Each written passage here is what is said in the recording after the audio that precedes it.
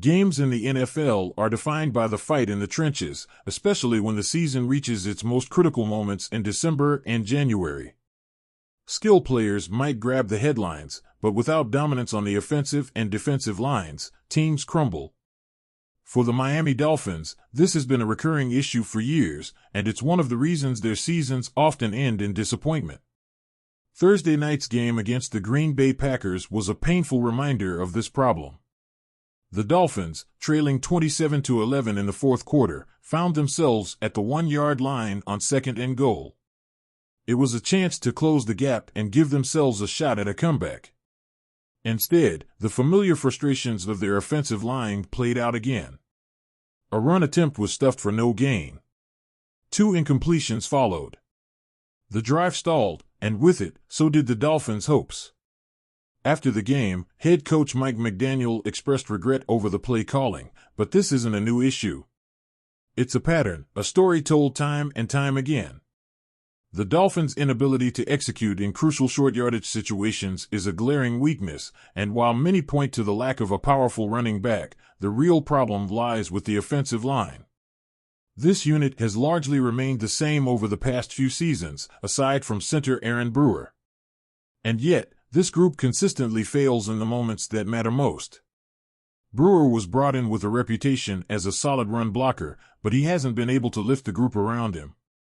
Liam Eichenberg, Robert Jones, Terron Armstead, Kendall Lamb, and Austin Jackson have all been with the team long enough to establish what they are, and it's simply not enough. Austin Jackson has shown improvement, but his season was cut short due to injury.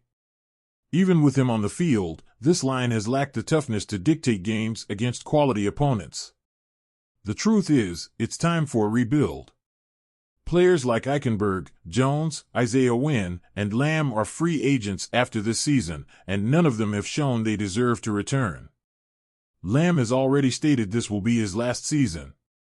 As for Eichenberg, his draft pedigree as a second-round pick has kept him in the lineup longer than his performance has earned. Terron Armstead, despite being 33 years old, has been a bright spot this year, playing some of the best football of his career.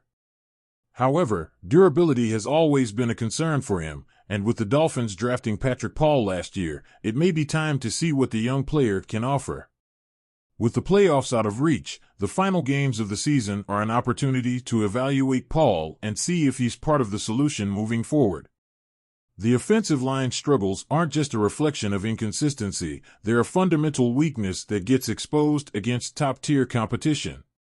The loss to the Packers is just one more example of this trend.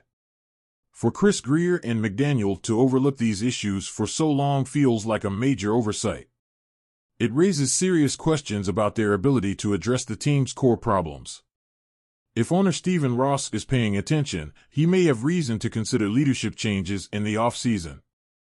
On the other side of the ball, the defensive line has its own issues. Losing Christian Wilkins and Raekwon Davis in free agency last year was a major blow. Their replacements, players like Benito Jones, Deshaun Hand, and Calais Campbell, have not been enough. Campbell, at 38 years old, has performed admirably but is nearing the end of his career. Jones has been largely invisible, and while Hand has had moments, he's not a full-time solution. What's baffling is that the Dolphins didn't address these losses in the draft. Zach Sealer is a solid player, but he's not enough to anchor the line on his own. Without another impact player next to him, Sealer is left to shoulder too much responsibility. The result? The Dolphins are getting gashed in the run game, and their pass rushers and linebackers aren't being set up for success. The defensive line's inability to consistently collapse the pocket or disrupt plays is a significant factor in the defense's decline this season. This lack of physicality and dominance on both sides of the ball is holding the team back. It's not just about personnel, it's about mindset. The Dolphins haven't had a tough, trench-focused identity since Tony Sparano was head coach. Say what you will about his tenure, but Sparano's teams were built to fight in the trenches. They controlled the clock and ground out tough wins. Imagine pairing that kind of grit with the current roster's skill players. The potential is tantalizing, but the execution isn't there. The reality is that the Dolphins are soft, both offensively and defensively. They lack the kind of foundation that wins games in the postseason. The contrast is stark when you look at teams like the Kansas City Chiefs, Philadelphia Eagles, Baltimore Ravens, or Detroit Lions. These teams have invested in the trenches, and it shows. Even the Chargers, a team on the rise, are building a physical identity that makes them dangerous.